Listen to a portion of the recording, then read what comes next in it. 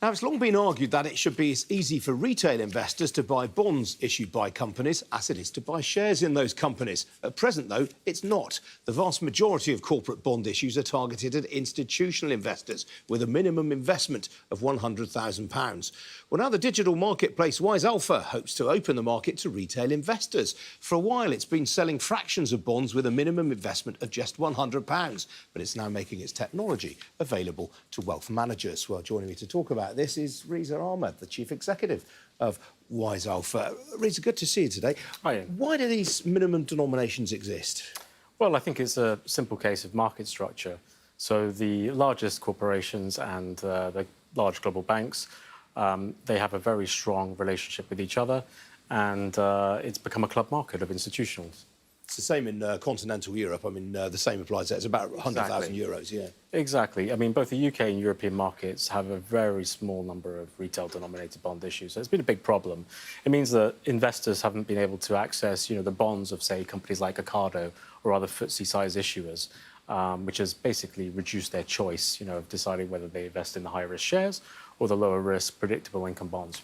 Now, you've been running this service for a couple of years now, fractional bonds. What are the most commonly traded bonds on your website?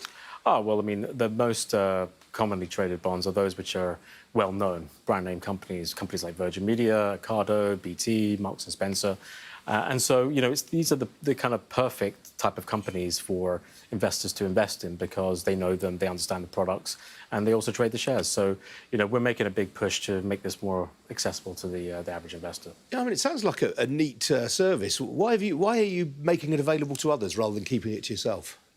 Oh, well, I mean, look, our agenda is to broaden and democratise access to the corporate bond market.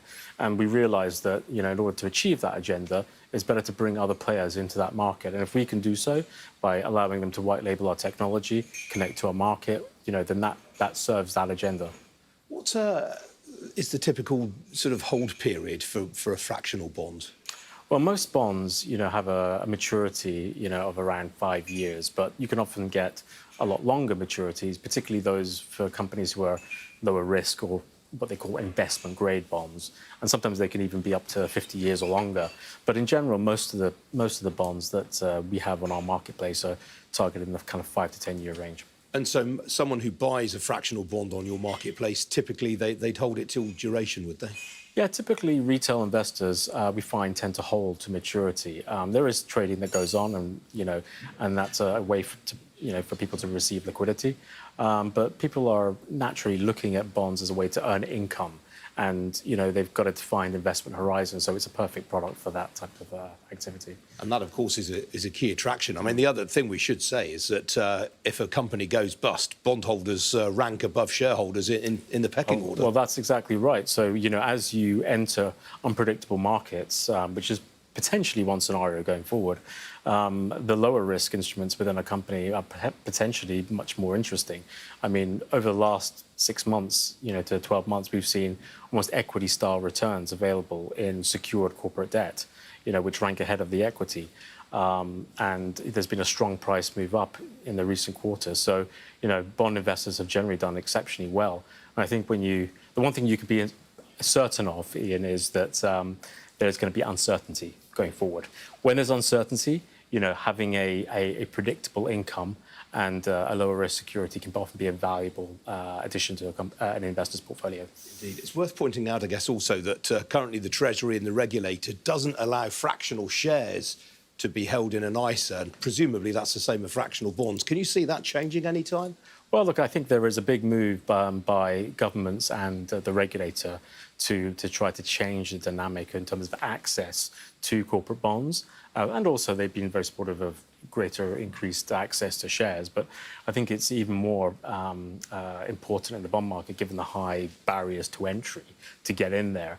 I think that this is going to change over the next 6 months. Certainly recently, the regulator, the FCA, came out with an engagement paper consulting with the industry, trying to drive forward an initiative to get more retail investors into corporate bonds. I think, we've obviously, seen this well in advance of the regulator, and they've taken note of our initiatives, and we think that there's going to be a bigger emphasis going forward over the course of this year. And what sort of reaction have you had from the companies that issue bonds themselves? Are they particularly interested in what you're doing? Some are. I mean, we have some platform users who are issuers of those bonds. So we have CFOs of banks and other senior members of management who are on the platform. They love the service. I mean, they think it's brilliant, and I think they would like to see more of it. I mean, I think actually in these types of market where there's a bit of dislocation in terms of financing, greater access to different liquidity pools, particularly the retail liquidity pool, could be very interesting. Some of these companies have a retail customer base. There would be a strong demand, strong interest, if they offered a retail-denominated bond, for example. Absolutely. Reza, it's a fascinating initiative. Good to talk to you. Thank you. Thank you.